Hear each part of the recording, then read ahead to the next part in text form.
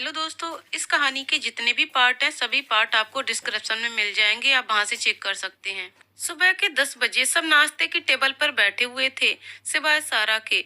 वो अभी भी सो रही थी। सब खाने में बिजी हो गए थे।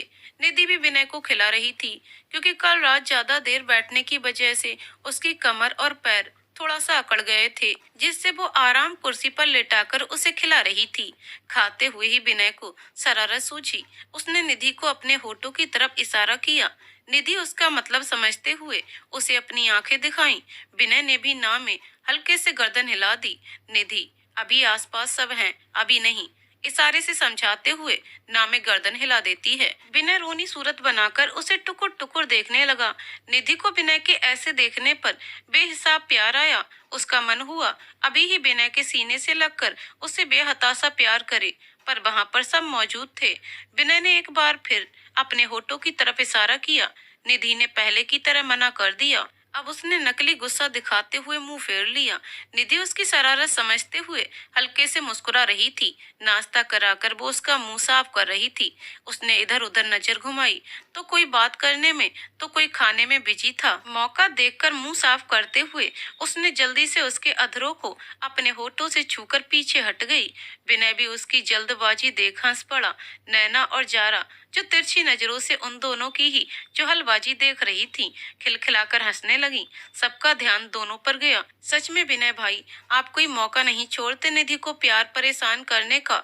मतलब हम सबके बीच में, और ये पागल मान भी गई, आपकी विश पूरी भी कर दी। जारा ने हंसते हंसते कहा। निधि झेप गई और विनय को घूरने लगी। तब तक बाहर से गाने की आवाज आई, जो अभी विनय निधि के ऊपर सटीक बैठ गया था।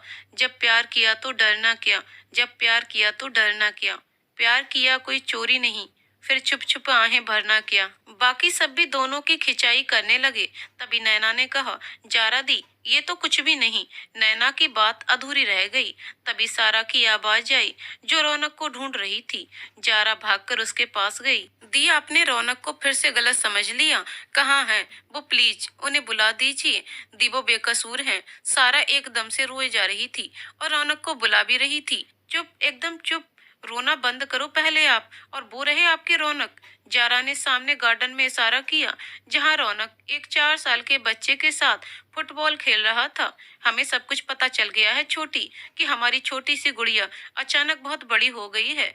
उनमें बहुत हिम्मत आ गई है, जिससे वो बहुत ही बड़े फैसले लेने लगी है, और अपनी दी को भूल गई, जो उन्हें देखकर जी रही थी। नहीं नहीं दी, आपको भूलना मतलब जिंदगी का खत्म होना है। इसलिए इन 5 साल में एक भी बार हमारी याद नहीं आई, न ही अपना चेहरा दिखाया।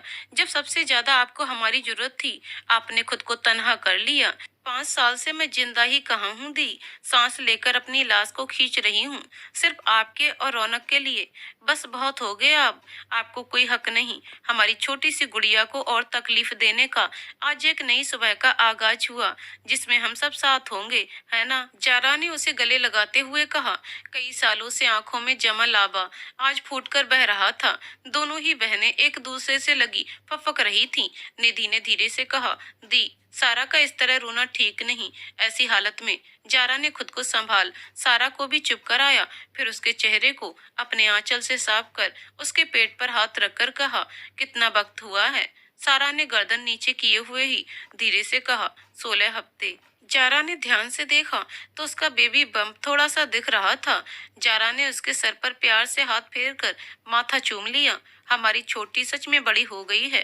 अब हमारी गुड़िया की गोद में खुद का गुड्डा या गुड़िया होगी, है ना? लेकिन ये रानी कब बड़े होंगे? देखिए, अयान के साथ खुद बच्चे बने हुए हैं। अयान, सारा ने चौंकते हुए पूछा। हाँ, आपके जाने के बाद हम बेहद बीमार हो गए। अस्थमा पेशेंट हम पहले से थे, ऊपर से आपके साथ ज्यादती, फिर रौनक का आपको जबरन साथ ले जाना, ये सब हम बर्दाश्त नहीं कर पाए और बीमार पड़ गए। इलाज करवाने के दौरान पता चला कि हम अपनी माँ बनने की क्षमता खो चुके हैं। हम कभी भी माँ नहीं बन सकते। हमने 2 बार खुदकुशी करने की भी कोशिश की, लेकिन कमबख्त मौत भी दगा दे गई। जफर भाई, सारा, हैरानी और उदासी से बोली। उन्हीं के प्यार और सपोर्ट से आज आपकी दी आपके सामने है।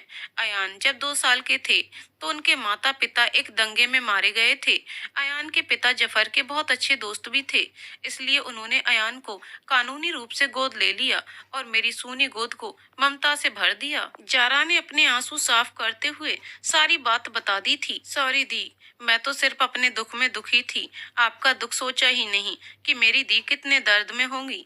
मैं बहुत ही बुरी बहन हूँ, एक बार भी आपकी खबर तक नहीं ली, हमेशा अपना ही रोना रोती रही। मैं सच में बहुत ही खुदगर्ज हूँ। खबरदार, जो आपने फिर से खुद को ब्लेम किया, गलती ना आपकी है ना हमारी। वो वक्त ही कुछ ऐसा था और ये सब होता चला गया। रौनक और सारा को छोड़कर ये चारों वापस अपने घर आ गए। सारा और रौनक को जारा ने अपने ही घर रहने को बोल दिया। सबके बीच की गलतफहमी दूर हो गई थी। अब उन चारों की जिंदगी भी खुशी से कट रही थी और इन चारों की भी। कहने को सब दोस्त थे, पर इनके बीच एक दर्द का रिश्ता बन गया था जो इन सभी को एक दूसरे को मजबूती से बांधे हुए है। कहते हैं हम हंसते तो सभी के साथ हैं, पर रोते उसके साथ हैं जो बेवजह हंसी के पीछे की उदासी को देख या समझ पाए। समय अपनी गति से चलता रहा। विनय में भी काफी इम्प्रूवमेंट हुआ था। तन्मय नैना की बढ़ती नजदीकियों को देखते हुए विनय ने दोनों को कोर्ट मैरिज करने को कहा और दोनों मान भी गए। 2 साल कब बीत गए पता भी नहीं चला। सारा ने भी एक बेटी को जन्म दिया था जिसका नाम आयना रखा गया। एक हफ्ते बाद उसका पहला बर्थडे था। नैना ने भी खुशखबरी दे दी थी। विनय और निधि सबकी खुशी में खुश थे, पर निधि अपने आप में एक अधूरापन सा महसूस करती थी। विनय उसकी हालत से अनजान नहीं था, पर वो भी पैरालाइज्ड होने की वजह से मजबूर होकर रह गया था। तो वो भी एक आम इंसान कितना खुद को मजबूत करता और कब तक। अब वो भी कमजोर पड़ रहा था। हमेशा से निधि को रूमानियत से छेड़ने वाला विनय अब थोड़ा सा चुपचाप शांत रहने लगा था। उसका ये बदलाव निधि से भी छुपा नहीं था, बस उसका दिल कट कर रह जाता। एक सुबह निधि लड्डू जी को स्नान कराकर आरती की तैयारी कर रही थी। हमेशा की तरह विनय उसके पास अपनी व्हील चेयर पर बैठा अपनी सोच में गुम था। निधि ने देखा तो वो उसके नजदीक आकर पीछे से उसके कंधे पर अपनी गर्दन रख उसके गाल से अपने गाल मिलाते हुए कहती है, कहाँ खोए रहते हैं विनय जी? आजकल आपकी ये खामोशी बहुत तकलीफ दे रही है मुझे। इन सब पर लड्डू गोपाल की तरफ इशारा करके, छोड़ दीजिए। न जाने विनय किस ख्याल से खोया था कि उसने अनजाने में निधि को झटक कर खुद से दूर करते हुए उस पर पहली बार जोर से चिल्लाया, प्लीज दूर रहो थोड़ी देर, हमेशा ये सब जरूरी नहीं होता। वो आगे कुछ और बोलता, उसकी नजर सहमी हुई निधि पर गई जो भरी हुई आंखों से उसे ही देख रही थी। विनय का दिल धक से रह गया। उसे एहसास हुआ कि वो अनजाने में क्या कर बैठा है। उसने कसकर अपनी आंखें और मुट्ठी भींच ली। शोर सुनकर नैना तन्मय भी अपने कमरे से निकलकर बाहर हॉल में आ गए। उनके आने की आहट सुनकर निधि लड्डू जी की आरती शुरू कर दी। आरती खत्म होकर रोज की तरह निधि ने तन्मय नैना को आरती दी। नैना बहुत ही गौर से उसे देख रही थी। उसने कुछ कहने की कोशिश की, लेकिन अब निधि ने इशारे से मना कर दिया। रोज की तरह ही वो विनय को भी आरती दी। अपने एक हाथ से आरती की, आंच उसके सर से लगाया, तिलक लगाकर पूजा के फूल अपने सर से लगा, फिर उसके लगा उसी की जेब में रख दिया। प्रसाद और पंचामृत खिलाने के बाद हमेशा की तरह उसका मुंह अपने आंचल से साफ कर उसके गाल पर हथेली रख फिर वापस मुड़ गई। सब कुछ रोज की तरह ही था, बस फर्क इतना था, आज निधि अपने विनय जी को देख नहीं रही थी, न ही कुछ बोल रही थी। ये बात विनय को कचोट रही थी। निधि कुछ हुआ है क्या? तन्मय से रहा नहीं गया, तो आखिर में उसने पूछ ही लिया। नहीं भाई, कुछ भी नहीं, आप नैना भाभी को अंदर कमरे में ले चलिए, मैं वहीं आप दोनों का नाश्ता ले आती हूँ। ऐसे मत देखो, भाभी को अभी ज्यादा आराम की जरूरत है, निधि ने बातों का रुख मोड़ते हुए कहा। तन्मय कुछ और बोलता, नैना उसका हाथ पकड़ उसे अपने कमरे में ले गई। ब्रेकफास्ट भी कमरे में पहुंचा दिया। निधि ने बिना कुछ कहे विनय के सामने जूस का गिलास रख दिया। उसने भी मामले की नजाकत को समझते हुए बिना ना नुकुर के उसने पी लिया। दवा खिलाकर वो अपना लैपटॉप खोलकर बैठ गई, मगर काम में मन तो तब लगे जब वो शांत हो। उसने अपना लैपटॉप बंद कर एक साइड में रख किचन की तरफ बढ़ गई। वो क्या करे समझ नहीं आ रहा था। पहली बार वो विनय से अपनी नाराजगी दिखा रही थी। निधि ने देखा काफी टाइम से किचन साफ नहीं किया, तो उसने साफ करने का सोच जुट गई अपने काम में। विनय हॉल में से ही उस पर नजर बनाए हुए था। आज उसने निधि में कुछ बदलाव देखे थे। निधि वो निधि नहीं रह गई थी जो विनय की थोड़ी सी ऊंची आवाज में ही किसी कोने में दुबक कर सारा दिन रोती थी और उसके सामने भी नहीं आती थी। लेकिन आज की निधि उसे खुलकर अपनी नाराजगी जता रही है। विनय सोचकर हंस दिया। निधि ने तिरछी नजरों से देखा तो और चिढ़ गई। सुबह सुबह मुझे इतने जोर जोर से डांट दिया और अब मनाने की बजाय मेरा मजाक उड़ा रहे हैं। खड़ूस कहीं के। माना कि दुखी हैं और अनजाने में ही मुझे छिड़क दिया। पर मुझे भी तो दुख हुआ और बुरा भी लगा। मगर ये महाशय, वो खुद से बड़बड़ाती हुई दोबारा काम में लग गई। विनय उसकी ये आदत जानता था। उसे जब कुछ बुरा लगता है तो वो खुद में बड़बड़ाती है। विनय मुस्कुराते हुए उसे गौर से देखने लगा। अचानक उसकी आंखें हैरत से फैल गईं। उसने खुद से ही कहा, विनय तेरी जिंदगी तेरे सामने है, उसमें इतना बड़ा बदलाव आ गया, तुझे देखा तक नहीं। गधा है तू पूरा का पूरा। जापान में निधि विनय को 2 साल से ज्यादा समय हो चुका था। विनय ने इस तरफ ध्यान ही नहीं दिया, लेकिन आज वो अपनी आंखों को यकीन दिला रहा था और मुस्कुरा रहा था। उसकी डरी सहमी हुई निधि आज आत्मविश्वास से लबरेज है। जो स्याह रंग उसकी पहचान थी, वो स्याह रंग अब कहीं से भी नजर नहीं आता। निधि का स्याह रंग कब गेहूं रंग में रंगा गया, पता ही नहीं चला। विनय के नजरिए से सुंदर तो वो थी ही, अब और ज्यादा दिलकश लगने लगी थी। आज की निधि और कल की निधि में जमीन आसमान का फर्क आ गया था। विनय मन ही मन भगवान को धन्यवाद देने लगा। लड्डू जी, मेरी निधि आपको बहुत मानती है, उसके अटूट विश्वास का ही फल है जो आज मैं भी आपके सामने नतमस्तक हूँ। लड्डू जी प्लीज मुझे मेरी निधि के लिए ही ठीक कर दीजिए। मैं उसका आंचल खुशियों की किलकारी से भरना चाहता हूँ। भगवान, मुझसे अब उसकी अनकही उदासी देखी नहीं जाती। उसी के लिए मुझे ठीक कर दो, मेरी निधि के लिए ही। एक बार फिर से वो निधि की तरफ अपनी नजर घुमाता है तो उसकी आंखें डर और गुस्से से फैल गईं।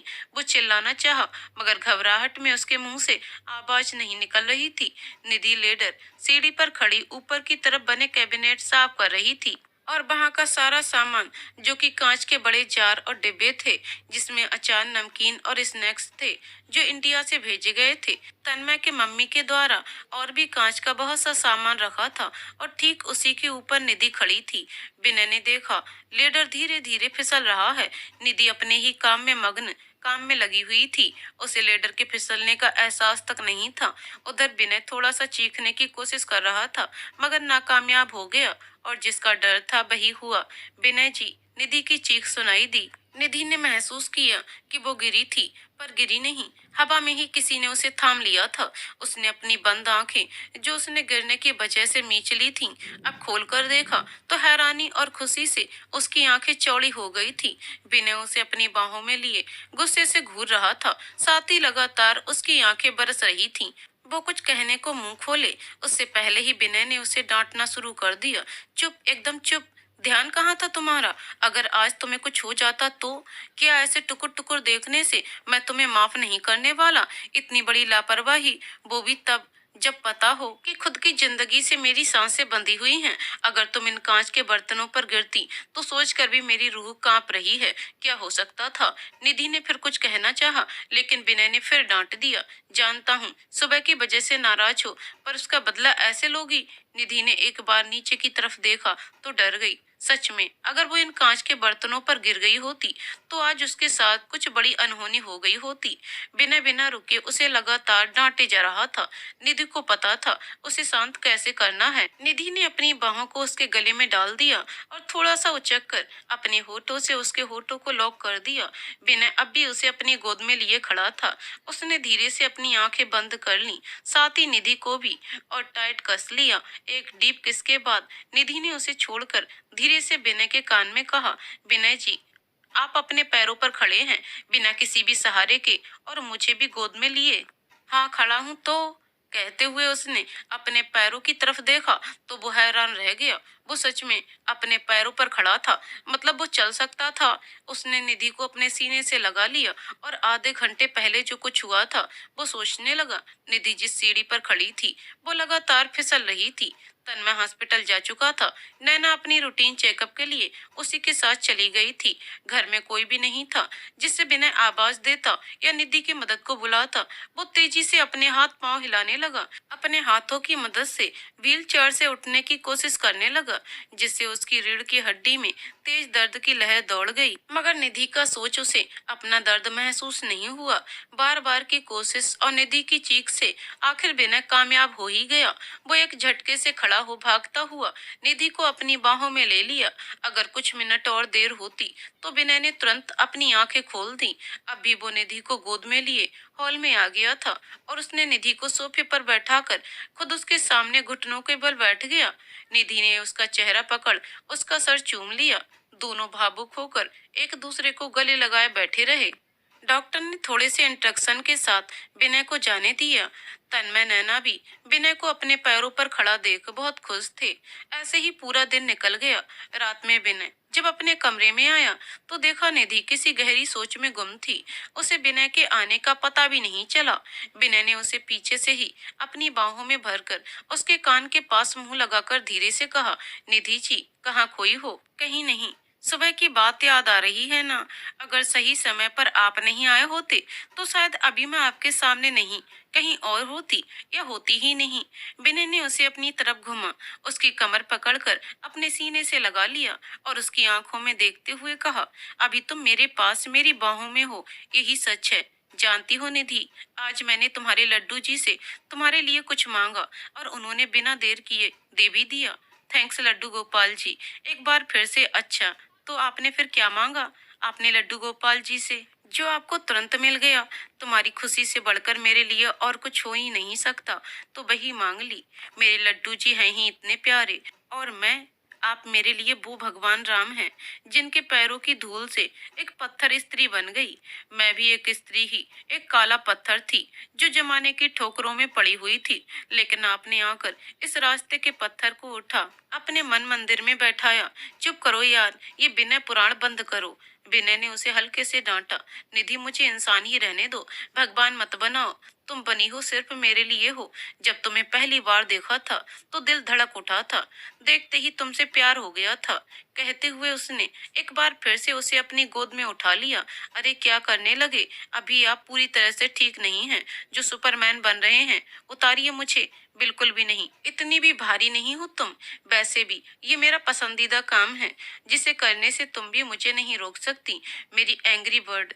विनय ने उसे ले जाकर बेड पर लेटा दिया, फिर उसके दोनों तरफ हाथ रख झुकते हुए उसकी आंखों में देखने लगा। निधि भी शांत लेटी हुई उसकी आंखों में ही खो गई थी। कमरे में एकदम शांति छा गई, मगर दोनों के मन में बहुत शोर था। विनय ने अचानक से निधि को उठाकर अपने सीने से लगा लिया और फपक कर रो पड़ा। निधि भी उसके सीने से लगी फपक पड़ी थी। निधि, विनय ने जब से अपना बच्चा खोया था और इतनी बड़ी मुसीबतें झेलते हुए आगे बढ़ गए, मगर दोनों ने एक बूंद भी आंसू नहीं बहने दिया। दोनों एक दूसरे को संभाल रहे थे। दोनों ही एक दूसरे के सामने कमजोर नहीं पड़ना चाहते थे। लेकिन आज जो कुछ हुआ और पिछला सब, अपने अंदर जो दर्द का लावा उन्होंने छुपाया था, वो पिघल कर आंखों से बाहर निकल रहा था।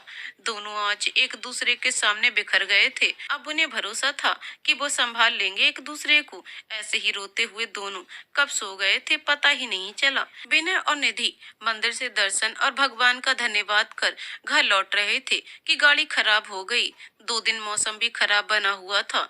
विनय ने गाड़ी को साइड लगाकर पैदल ही घर जाने की सोची, क्योंकि घर ज्यादा दूर नहीं था और नैना भी तो अकेली थी। निधि ने भी तन्मय को अपनी स्थिति बता दी और साथ ही नैना को भी फोन पर सब बता दिया।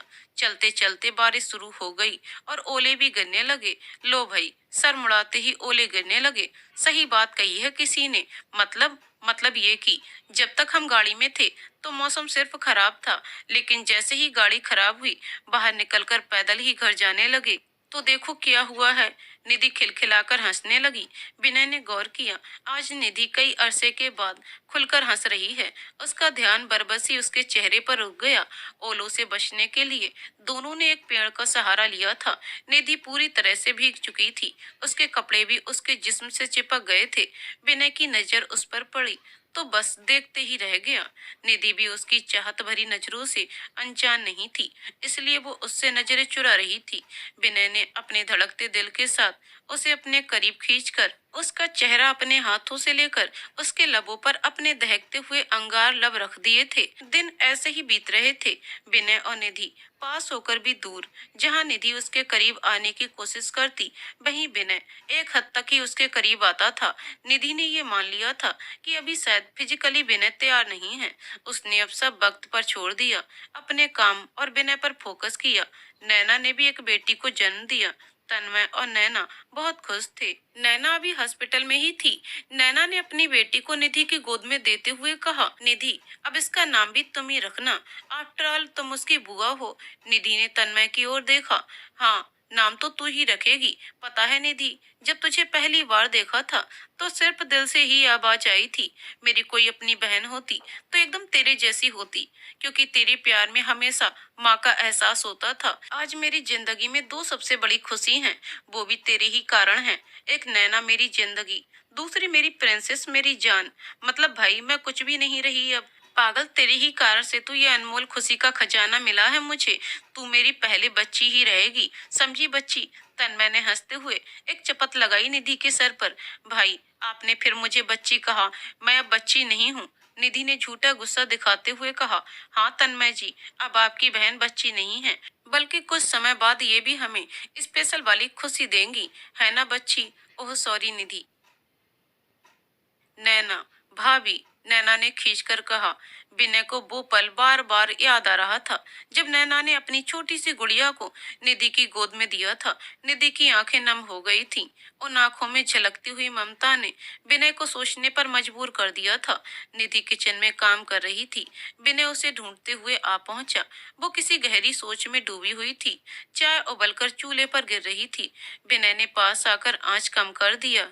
निधि अभी भी अपने में ही गुम थी। उसे ऐसे देख शरारत सूझी। वो धीरे से उसके पास आकर उसकी कमर में गुदगुदी करने लगा। निधि पहले तो चौंकी, फिर हंसने लगी। उसे हंसते हुए देखकर विनय ने उसके चेहरे को पकड़कर उसके गाल पर किस कर देता है। ऐसे ही हंसती रहा करो, तुम्हें ऐसे हंसते हुए देखकर मेरी उम्र बढ़ जाती है। विनय और निधि एक बार फिर हॉस्पिटल में थे। विनय को डॉक्टर ने पूरी तरह फिट बता दिया था। निधि की पुरानी केस हिस्ट्री देखने के बाद और कुछ टेस्ट के बाद उसे भी गायना ने फिट एंड हेल्थी बता दिया था। विनय के पूछने पर कि क्या निधि प्रेगनेंसी कंसीव कर सकती है, तो गायनोलॉजिस्ट ने कहा कि वो अभी भी अपना बेबी प्लान कर सकती है, अब कोई भी प्रॉब्लम नहीं है। विनय ने ये सुनकर राहत की सांस ली और खुशी से उसकी आंखें भर आईं। वहीं निधि ये सब सुनकर हैरान हो गई थी। उसके बारे में इतनी बड़ी बात और उसे ही नहीं पता था। वो बस विनय को घूरे जा रही थी। नैना घर आ गई थी। उसकी छोटी गुड़िया का नाम निधि ने तमन्ना रखा था, जिसमें तन्मय और नैना के नाम के लेटर थे। छोटी तमन्ना के वेलकम के लिए छोटी सी पार्टी रखी गई थी, जिसमें सारा, रौनक, जफर जारा और कुछ ऑफिस स्टाफ शामिल था। सब तन्मय नैना की खुशी में खुश हो रहे थे। सारा निधि के पास आकर बैठ गई। वैसे ऑफिस में मिलना हो ही जाता था, पर ऐसे पर्सनली कभी कभी हो पाता था। सारा अब वो सारा नहीं रह गई थी। अब वो सादगी से भरपूर और शांत सी, आत्मविश्वास से भरपूर व्यक्तित्व की मालकिन थी। कैसी हो निधि? ठीक हूँ, आओ बैठो। सचमुच ठीक हो? हम, पर तुम्हें ऐसा क्यों लगा? तुम ऑफिस में मेरी बॉस हो, लेकिन यहाँ उम्र और तजुर्बे में मैं तुम्हारी बॉस हूँ। सारा ने निधि की चेन को पकड़कर अपने सामने करते हुए कहा। तुम्हारी आंखों में तुम्हारे अंदर की औरत को तड़पते हुए कई बार मैंने महसूस किया है। पहले विनय भाई का व्हीलचेयर पर होना समझ आता था, लेकिन अब तो उन्हें ठीक हुए भी काफी अरसा बीत गया। तो अब तुम दोनों अपना परिवार बढ़ाने की तरफ ध्यान दो। सारा की बात पर निधि ने उसे कल हुए डॉक्टर से बात और रिपोर्ट के बारे में सब कुछ बता दिया। सच में निधि, तुमने बहुत बहादुरी से जिंदगी की तकलीफों का सामना किया है, लेकिन ये सब बिना जी के बिना मुमकिन नहीं था। पार्टी खत्म हो गई। सब मेहमान अपने घर जा चुके थे। तन्मय नैना भी अपने कमरे में आराम करने चले गए। निधि किचन की तरफ जाने लगी तो विनय ने उसे लपक कर अपनी बाहों में उठा लिया और अपने कमरे में ले गया। उसे बेड पर बिठाकर खुद उसके पास घुटनों पे बैठ गया। फिर उसकी चिन को पकड़कर उसकी आंखों में देखते हुए कहा, बहुत बुरा हूं ना मैंने हमेशा अपनी मर्जी चलाई, तुम्हारे मन का कभी सोचा ही नहीं। तुम्हारी भी कुछ भावनाएं होंगी, कुछ अलग सी चाहत होगी। बस तुम में सम्मान आत्मविश्वास भरने में सब देखकर भी अनदेखा करता चला गया। ना मैं तुम्हें खुद से दूर भेजता, ना वो हादसा हुआ होता तो आज हमारा बच्चा भी। निधि ने उसके मुंह पर हाथ रख चुप करा दिया और उसे अपने गले से लगा लिया। विनय जी, जो होना था हो गया। वैसे भी नियति के आगे किसकी चली है। आप खुद को दोष मत दीजिए। हमारी किस्मत में शायद यही लिखा हुआ था। फिर आप जैसा हमसफर लाखों में किसी एक को मिलता है और वो लाखों में एक खुश नसीब मैं हूँ। निधि ने बोलते हुए उसके होठों को छू लिया। विनय ने उसे अपने आगोश में और कस लिया। तुमने बहुत ही सब्र किया है निधि, अब और नहीं। तुम्हारा रोम रोम अपने प्यार से भर दूंगा। विनय ने धीरे से उसे बेड पर लिटा दिया और उसके बालों में उंगलियां फेरने लगा। सब्र मेरा था तो संयम आपका भी कम नहीं था। इंतजार की आग में सबसे ज्यादा आप जले हैं। मैं भी अपने प्यार से आपकी तपिश को शीतल कर दूंगी। विनय धीरे धीरे से उसके चेहरे को चूमते हुए होठों पर आकर ठहर गया। दोनों की आंखें एक दूसरे से टकराईं तो निधि ने पलकें झपका दी। उसके ऐसा करते ही विनय ने तुरंत ही अपने होठों से उसके होठों को लॉक कर दिया। निधि भी उसका साथ दे रही थी। दोनों मदहोशी के आलम में एक दूसरे में खोते चले गए। उनका प्रथम मिलन तो नहीं था, लेकिन उससे कम भी नहीं था। दोनों का सालों का इंतजार खत्म हुआ था। 4 महीने बाद आज विनय का जन्मदिन और शादी की सालगिरह भी थी। तन्मय और नैना ने दोनों के लिए छोटी सी पार्टी रखी थी, जहां वही उनके पुराने दोस्तों का साथ था, जो परदेश में भी अपने देश जैसा फील करवा दिया करता था। ईद हो या दिवाली, सब साथ मिलकर मनाते थे। शाम को सबका धीरे धीरे आना शुरू हो गया, लेकिन ये तीनों लड़कियां गायब थीं। बच्चों का डिपार्टमेंट जारा संभाले हुए थी। विनय भी तैयार होकर आ गया था। सब उन तीनों का वेट कर रहे थे। तमन्ना सबसे छोटी थी। अब उसने रोना शुरू कर दिया तो तन्मय ने उसे दूध पिला सुला दिया। रौनक ने भी अयाना को सुला दिया और वहां अयान को बैठा दिया दोनों को देखने के लिए। रौनक से रहा नहीं गया तो वो बोला, भाई मैं जा रहा हूँ, उन लोगों को लेकर ही आऊंगा। मेरा मन घबरा रहा है और बच्चे भी परेशान हो रहे हैं। अभी वो बोल ही रहा था, तभी सारा की आवाज सुनाई दी। कौन परेशान हो रहा है रौनक जी? यार कितनी देर लगा दी तुम लोगों ने, और मैं और बच्चे परेशान हो रहे थे। रौनक ने उसे साइड हक करते हुए कहा, कौन परेशान हो रहा था? भाभी लग रही है। लगने के लिए ही तो खींचा है, तो लगेगा ही। पर जारा, आप रोनी का कान खींच क्यों रही हैं? जफर ने आते हुए पूछा। ये इन तीनों को अकेले छोड़कर क्यों आ गए? ये आप अपनी बहन से ही पूछिए। दीवो, हम दोनों मिलकर निधि को पार्लर में ले गए थे। आप तो जानती हैं उसे इन सब चीजों से चिढ़ है, लेकिन आज उसकी एनिवर्सरी थी तो कुछ टाइम बाद हम लोग वापस अपने देश में होंगे। फिर पता नहीं कब ऐसा मौका मिले, इसलिए आज का दिन उसके लिए स्पेशल कुछ होना चाहिए। पर निधि ने कहा। जारा ने अधीर होकर पूछा। तभी लाइट डिम हुई। विनय और निधि हॉल के बीच में खड़े थे। सबका ध्यान उनकी तरफ गया। अरे वाह, आज तो मैडम पहचानने में नहीं आ रही हैं। विनय भाई, तुम्हारा क्या होगा? रौनक ने एक्साइटेड होते हुए। तो जारा और सारा ने उसे घूरा। ओ हेलो ब्यूटीज, वो मेरी बॉस है, तो इतनी तारीफ तो उसकी बनती है, उसने डरते हुए कहा। तो वो दोनों बहनें हंसने लगीं। तो जाओ अपने बॉस की तारीफ उसके सामने से करो। सारा, तुम्हें अपना शौहर वन पीस में अच्छा नहीं लगता है? बॉस के पति और उसके भाई को देखा है? डॉक्टर कम बॉडी बिल्डर ज्यादा लगते हैं, तो अपने भाई को साथ ले जाओ। जारा ने कहा। मेरा भाई उन दोनों से भी बड़ा कसाई है। क्या यार, आप दोनों खूबसूरत औरतें मिलकर आज मेरा जनाजा निकालना है क्या? जनाजे का पता नहीं, लेकिन तुम्हारा जुलूस जरूर निकलेगा। जफर की गंभीर आवाज से रौनक जारा के पीछे खड़ा हो गया और वो तीनों एक दबी हुई हंसी हंसने लगे। विनय की तो आज नजर ही नहीं हट रही थी निधि से। अभी तक तो उसने निधि को सिर्फ सादगी में देखा था। आज उसे पूरे श्रृंगार में देखकर खुद को बमुश्किल रोक पा रहा था। निधि का भी कुछ ऐसा ही हाल था। दोनों ही एक दूसरे से नजर बचाकर एक दूसरे को देख रहे थे। तभी नैना ने विनय के हाथ में माइक देते हुए कहा, आज सिर्फ निधि के लिए। विनय ने निधि के हाथों को थामकर उसकी आंखों में आंखें डालते हुए गाना शुरू किया। वो दोनों एक दूसरे में खोए इतनी शिद्दत से गा रहे थे कि बाकी के लोग भी अपने पार्टनर के साथ खोने लगे। चारों अपने अपने प्यार को बाहों में लेकर झूम रहे थे। गाना खत्म होते ही जोरदार सीटियों और तालियों की आवाज से सब होश में आए। बिना कमरे में बैठा कुछ बोले जा रहा था, लेकिन निधि चुपचाप अपने किसी काम में लगी हुई थी। बिना चिढ़कर उसे अपनी तरफ खींचा, तभी वो बोल पड़ी, बस 1 मिनट और। फिर वो उसकी तरफ पलटी तो उसके हाथ में एक प्लेट थी, साथ ही छोटे से लड्डू गोपाल जी भी। बिना जानता था निधि कुछ ऐसा ही करेगी, हर साल करती है तो इस बार क्यों नहीं। वो बस उसे देखता रहा। निधि ने पहले दिया जला, लड्डू जी की आरती उतार, उन्हें तुलसी मिश्रित खीर का भोग लगाया। फिर विनय की आरती उतार, उसे तिलक लगाकर खीर खिलाई। जन्मदिन और शादी की सालगिरह मुबारक हो विनय जी। सुबह से तुम्हारे मुंह से सुनने के लिए तरस गया था। वैसे तो हर बार सबसे पहले ही तुम मुझे विश किया करती थी, लेकिन इस बार क्यों नहीं किया। विनय ने उदास होकर कहा। निधि विनय के गले लग गई और उसके कान में धीरे से कहा, क्योंकि इस बार मैं आपको स्पेशल सरप्राइज गिफ्ट देने वाली हूँ। विनय ने उसके सर से अपना सर लगाते हुए पूछा, अच्छा तो लाओ, दो मेरा गिफ्ट। निधि ने अपनी आंखें बंद कर ली। मिलने में तो अभी वक्त लगेगा, पर बता जरूर सकती हूँ वो कहाँ है। निधि ने आहिस्ते आहिस्ते से कहा। विनय उसे बड़े गौर से देख रहा था। उसकी बंद पलकें, लाल होता चेहरा और कांपते होठों से धीरे धीरे से निकलते हुए शब्द, ये सब देखकर विनय का सब्र खत्म हो रहा था। उसने निधि को गोद में उठाकर पूछा, कहाँ है वो जगह जहाँ मेरा गिफ्ट रखा है। पहले नीचे उतारिए, नहीं ऐसे ही बताओ प्लीज विनय जी। विनय ने उसे उतार दिया, लेकिन अपने हाथ उसकी कमर में लपेटे रहा। निधि ने उसका एक हाथ पकड़कर अपने पेट पर रख दिया। यहाँ है आपका स्पेशल गिफ्ट, पसंद आया आपको, कहकर वो उसकी आंखों में देखने लगी। आंसुओं की धार बह चली थी।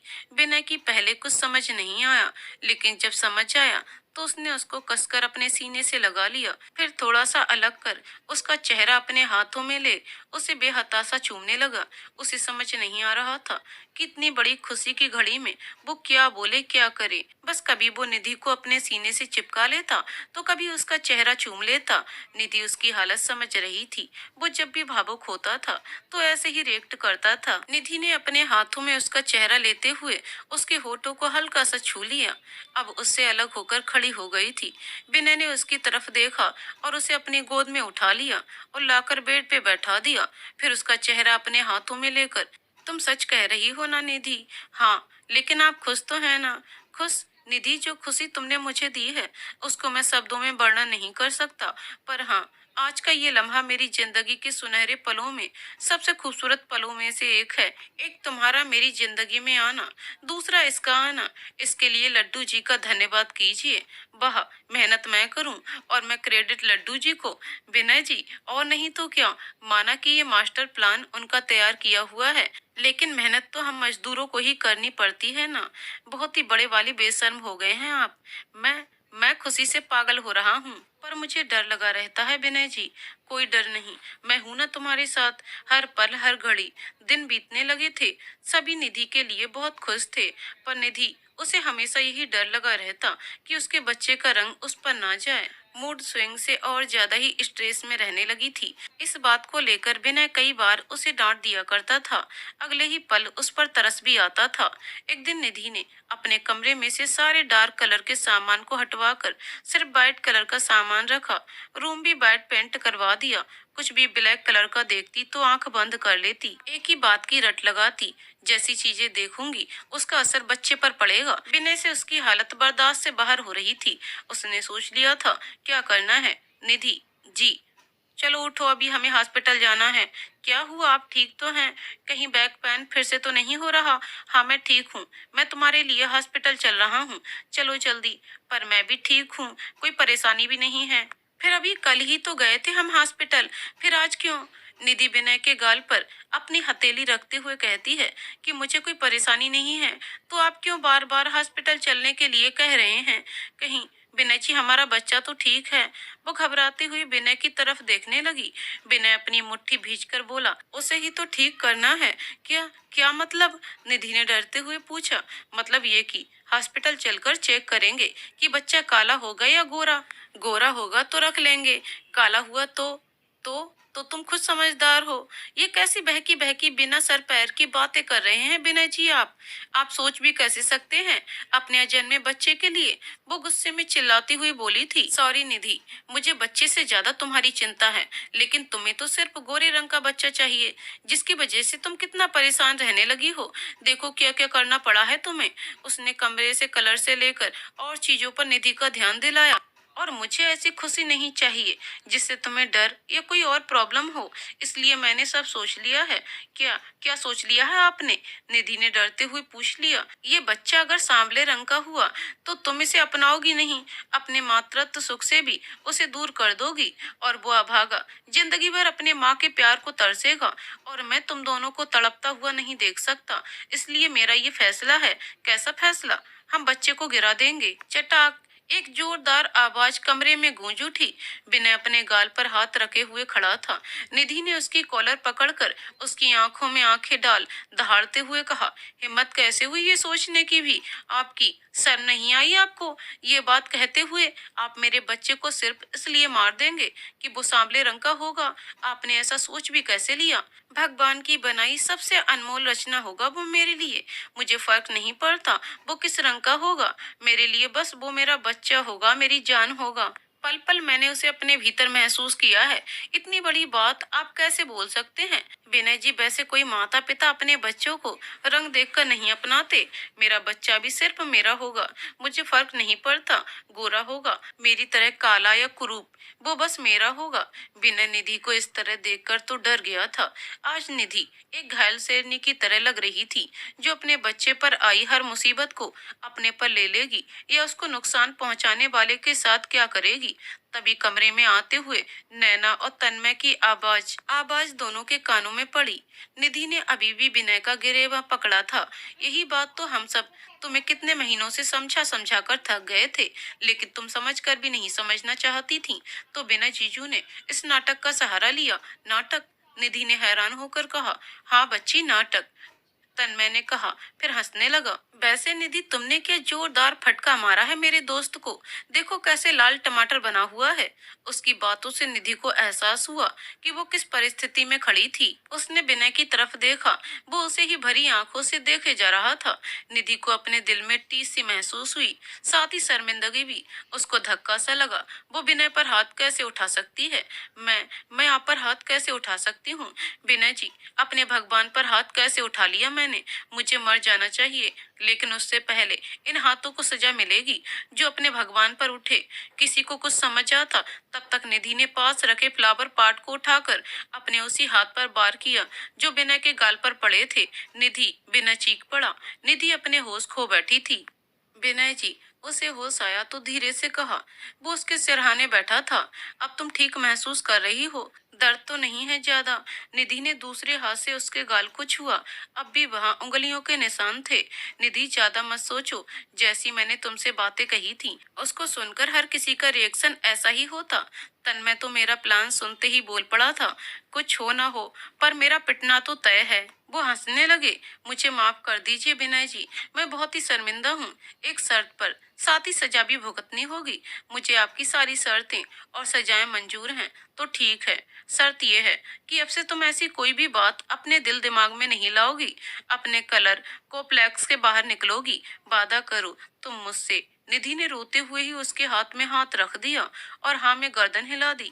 दूसरी बात, ऐसी हरकत दोबारा मत करना जिससे हमारे बच्चे को भी तकलीफ हो। तुम बस इसका ख्याल रखना, क्योंकि मेरी गुड़िया अभी तुम्हारे पास, तुम्हारे अंदर है, और तुम्हारा रखने के लिए तो मैं हमेशा हूँ। विनय ने उसके पेट पर हाथ रखकर कहा, गुड़िया, हाँ मुझे पक्का यकीन है कि हमारे पास गुड़िया ही है। और अब सजा की बात भी सुन लो। जी, तुम्हें मेरे गालों और होठों को तब तक प्यार करना होगा जब तक कि मैं न रुकने को कहूँ। तो तुम्हारी सजा शुरू होती है अब। उसने एक आंख बिंग करते हुए निधि से कहा। निधि ने आंसुओं से मुस्कुराते हुए अपनी बाहें फैला दी, जिसमें विनय समा गया। निधि ने विनय की दी हुई सजा को पूरी ईमानदारी से निभाया। हालात कुछ भी थे, लेकिन दोनों एक दूसरे को आसानी से समझ जाते थे और मिलकर अपने प्यार समर्पण से एक दूसरे को मजबूती देते थे। यहाँ तक का सफर फ्लैशबैक में था। अब आगे प्रेजेंट में कहानी चलेगी। विनय अपनी सोच में गुम बैठा हुआ था। तभी तन्मय ने आकर उसके कंधे पर हाथ रखकर उसे आवाज दी, तू यहाँ क्या कर रहा है? तुझे निधि के पास होना चाहिए। उसे किसी चीज की जरूरत हुई तो। तू सुन रहा है ना? मैं हार रहा हूँ तन्मय। वो आज भी वही है जहाँ 10 साल पहले थी। तुझे ऐसा क्यों लगा? विनय उसे कमरे में हुई सारी बात बता देता है। निधि ने जो सहा है तो वो हरगिज नहीं चाहेगी कि उसकी बच्ची भी वही सब सहे। इसलिए उसका ऐसे करना कोई बड़ी बात नहीं। रही उसके 10 साल पीछे खड़े होने की, तो मेरे भाई, ऐसे खास मौकों पर नॉर्मल इंसान भी अपना पास्ट जरूर याद करता है। निधि ने भी वही किया है। हाँ, वो तेरे सामने बिखर जाती है। जानता है क्यों? क्यों? क्योंकि उसे पता है उसके विनय जी उसे संभाल लेंगे। स्थिति चाहे कितनी भी कठिन क्यों ना हो, पर उसके विनय जी हमेशा से ही उसके साथ हैं। तूने कितनी आसानी से सारी चीजों को समझकर मुझे भी समझा दिया। मेरे यार, तेरे जैसा यार हर किसी को नहीं मिलता। मेरे भाई, मेरी निधि मेरी जिंदगी है, तो तू मेरी जिंदगी का वो दिया है। जब अंधेरा हद से ज्यादा बढ़ जाता है तो तू ही रोशनी करता है। दोनों दोस्त भावुक हो गए और एक दूसरे के गले लग गए। चल चल, अब ज्यादा बटरिंग नहीं। तेरी ही वजह से आज मैं यहाँ तक पहुँच पाया हूँ। नैना के साथ साथ तू भी मेरी लाइफ लाइन है यार।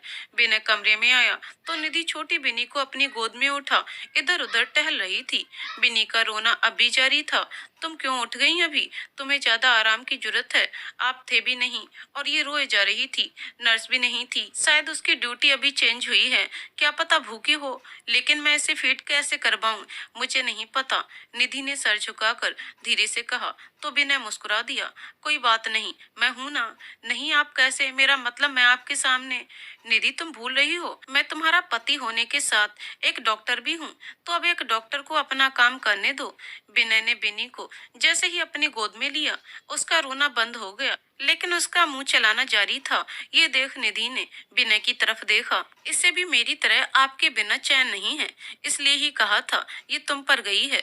इस बार निधि ने कुछ नहीं कहा, बस अपनी बच्ची को ममता भरी आंखों से देखती रही। विनय ने उसे दूसरे साइड में अपनी एक बाह में ले अपने सीने से लगा लिया। विनय को जो सुकून, आनंद उन दोनों को एक साथ गले लगाकर मिल रहा था, शायद उसे शब्दों में बयां कर पाना मुश्किल है। निधि का भी यही हाल था। विनय ने उसे बेड पर बिठाकर गर्म पानी लेने जाने लगा। बिनी का रोना चालू हो गया। तब तक वो पानी लेकर आया। निधि ने उसे शांत किया। विनय ने पहले उसके ब्रेस्ट धोए, फिर उसकी कमर के पीछे तकिया लगा उसे आराम से बैठाया। बिनी को उसकी गोद में दे बताया कैसे फीड करवाना है। इस दौरान निधि ने एक बार भी विनय की तरफ नजर उठाकर भी नहीं देखा। शर्म से वो अपनी नजरें नीचे ही झुकाए हुए थी। विनय भी उसकी मना स्थिति समझ रहा था। उसने उसे चादर से कवर करते हुए कहा, रिलैक्स महसूस करो। निधि, तुम कंफर्टेबल रहोगी तो ही बिनी को सही से फीड करा पाओगी। अभी सिर्फ ये ध्यान रखो कि मैं सिर्फ एक डॉक्टर हूँ। कहकर उसने उसका सर चूम लिया और जैसे ही बाहर जाने को हुआ, नन्ही सी बिनी ने रोना शुरू कर दिया। वो वापस मुड़ उसके पास बैठ गया तो उसका रोना बंद हो गया और फीड करने लगी। निधि हैरानी से कभी विनय को देखती तो कभी बिनी को, फिर दोनों एक साथ हंस पड़े। मतलब आपकी शहजादी को माँ नहीं, पापा ज्यादा पसंद हैं। गलत। मेरी जान की जान मुझ में बसती है तो अपनी जान को कोई कैसे ना पसंद करे। अगली सुबह सब लोग निधि और छोटी सी बिनी से मिलने आए। सबने मिलकर उन्हें ढेर सारी बधाई और आशीर्वाद दिया। तमन्ना तो बिनी को छोड़ ही नहीं रही थी। उसके लिए तो वो उसका एक जीता जागता खिलौना था। उसने अपनी तोतली बोली में कहा, ये मेरा टाय। हाँ, ये तुम्हारा टाय है, ख्याल रखना इसका। निधि ने कहा तो छोटी सी तमन्ना ने हाँ में गर्दन हिला दी। अयान और अयाना भी अपनी छोटी छोटी सी आंखों से इतनी छोटी सी बिनी को देख हैरान हो गए थे। अयान तो फिर भी 5 साल का समझदार था, लेकिन 3 साल की अयाना ने इतना छोटा बेबी पहली बार देखा था। वो उसे अपनी गोद में लेने के लिए मचल रही थी, साथ ही डर भी रही थी।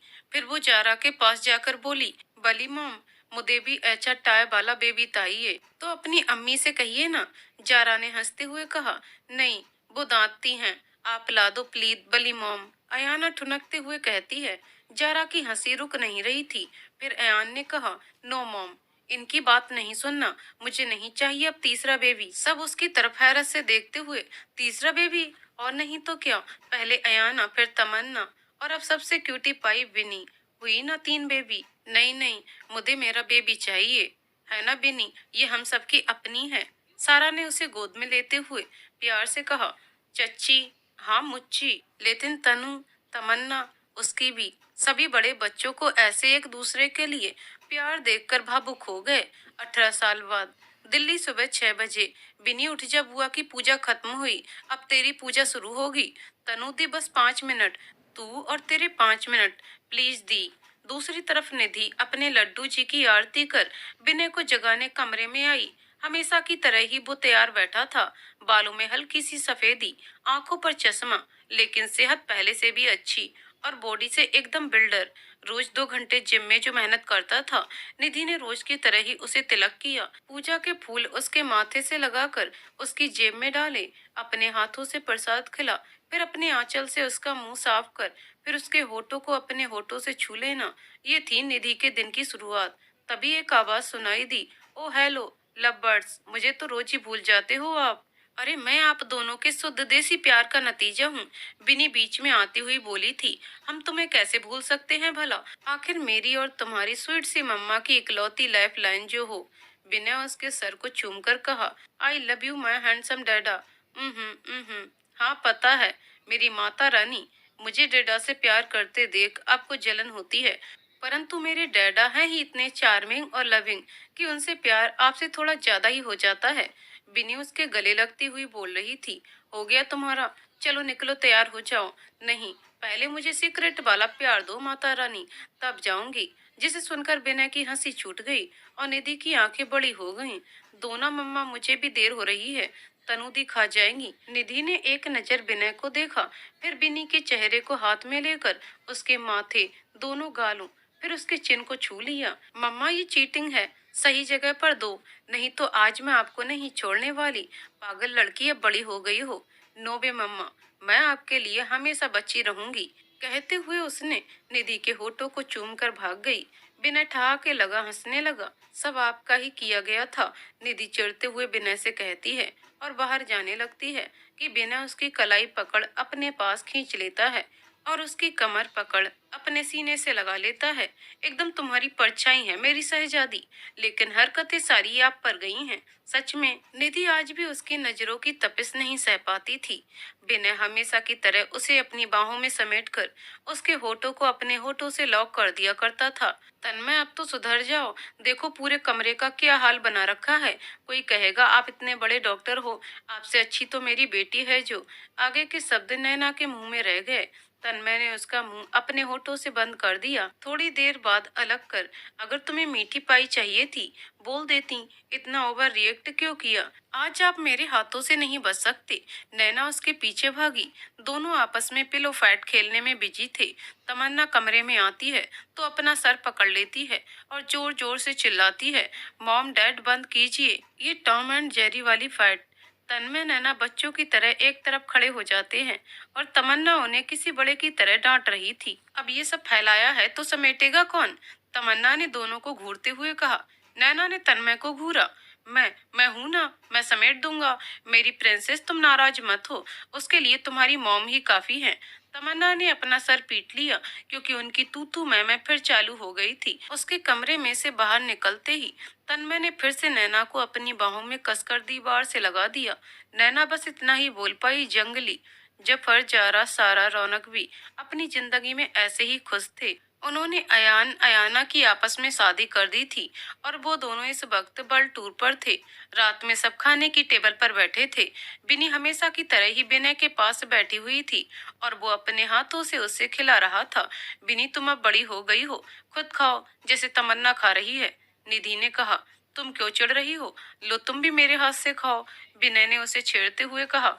मम्मा, आप तनु दी को खुद खिला रही हो और मुझे खुद से खाने को बोल रही हो, वो इसलिए कि बुआ और फूफा जी बड़े हो गए हैं, लेकिन मेरे mom dad Tom and Jerry की तरह हैं जो कभी बड़े नहीं होंगे। क्यों, है ना डैड। तमन्ना ने आंख विलिंग करते हुए कहा। प्रिंसेस, मुझे समझ नहीं आता, तुम मेरी मम्मा हो या बेटी। तन्मय ने मुंह बनाते हुए कहा। सबके ठहाकों की आवाज गूंजने लगी। तभी नैना जोर जोर से सांस लेने लगी। निधि का ध्यान उस पर गया और वो जोर से चीख पड़ी। नैना भाभी।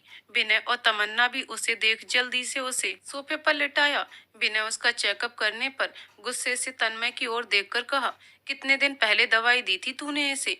तन्मय चौंकते हुए, 2 दिन पहले ही मैंने अपने हाथों से खिलाई थी। उसके बाद ये रोज अपने आप ही ले रही है। तूने देखा इसे लेते हुए? नहीं। तुझे पता है ना, ये हार्ट पेशेंट है। एक दिन की लापरवाही का मतलब इलाज 1 महीना पीछे हो गया और इसने 2 दिन से दवाई नहीं ली, इसलिए दर्द बढ़ गया है। तमन्ना और बेनी डर गई थीं, जिसे निधि संभाल रही थी। बुआ, मॉम ठीक तो हो जाएंगी ना? उन्हें तो ठीक होना ही पड़ेगा, तुम्हारे और तन्मय भाई के लिए। उनकी झूठ मूठ की लड़ाइयाँ हम सबसे छिपी नहीं हैं। ऐसा करके वो दोनों हम सबको अपनी उदासी से दूर करने की कोशिश करते हैं, लेकिन हम सबके साथ तुम भी ये जानती हो, दोनों कितने दर्द में हैं। लेकिन बुआ, कुछ नहीं होगा, तुम्हारे डैड उन्हें कुछ नहीं होने देंगे। बहुत प्यार करते हैं वो नैना भाभी से, तो इतना प्यार करने वाले को अलग कर वो भगवान भी खुश नहीं होंगे। उन दोनों को समझाकर निधि अपने कमरे में चली गई। बिनी ने तनु का मूड चेंज करने के लिए बातें करते हुए अचानक से ही कहा, तनु दी, डैडा मम्मा, मामा मामी में इतना प्यार है, सब जानते हैं। क्या कहीं कोई विनय या तन्मय हमारे लिए भी होगा? पता नहीं क्यों, कोई है क्या? नहीं दी, मैं बस ऐसे ही पूछ रही थी। लेकिन अगर सच में नहीं हुआ तो क्या? जो भी होगा उसे ठोक पीट कर बना लेंगे, जैसे अयान भाई और अयाना दी ने बना लिया। क्या मतलब? मतलब ये कि तू बुआ की कार्बन कॉपी है, लेकिन तेरा दिमाग चिड़िया जितना छोटा सा है। दी, मैं अपने मम्मा डैडा की दोनों की परछाई हूँ। नहीं, फूफा जी थोड़े सांवले रंग में हैं, बुआ का गेहुआ रंग है, लेकिन तू तो एकदम दूध की तरह सफेद है, जैसे जापानी गुड़िया हो। तमन्ना ने उसके सर को चूमते हुए कहा, दी, हम लोग भी तो जापान में ही पैदा हुए थे। हाँ बाबा, अब बकबक बंद कर और सो जा। चल आ इधर। बिनी ने अपना सर उसके कंधे पर रखा और तमन्ना उसके बालों में हाथ फेरने लगी। दोनों ही सो गईं। बाहर खड़ी निधि ये सब कुछ देख सुन रही थी। आज उसे खुशी हो रही थी कि उसकी बेटी उसकी तरह ही है। रंग उसके लिए कोई मायने नहीं था, बस अपनी बेटी को देख निहाल हो रही थी। बिना हाथ बांधे उसे ही देख रहा था, फिर पीछे से आकर उसे गले लगा लिया। अब तो तुम संतुष्ट हो? हाँ, लेकिन सब आपकी वजह से है। शुक्रिया नहीं कहूंगी मैं तो बस प्यार के बदले प्यार दूंगी, वो भी बेसुमार। अच्छा तो चलो। कहते हुए विनय ने उसे अपनी बाहों में उठा लिया और अपने कमरे की तरफ बढ़ गया। उम्र के साथ इनका प्यार भी बढ़ता जाएगा। नैना भी जल्द ही रिकवर हो जाएगी। तो दोस्तों, कहानी यहीं पर समाप्त होती है। दोस्तों, आपको कहानी कैसी लगी कमेंट करके जरूर बताइएगा। कहानी पसंद आई हो तो वीडियो को लाइक शेयर करें और चैनल को सब्सक्राइब करें। कहानी को पूरा सुनने के लिए बहुत बहुत धन्यवाद दोस्तों।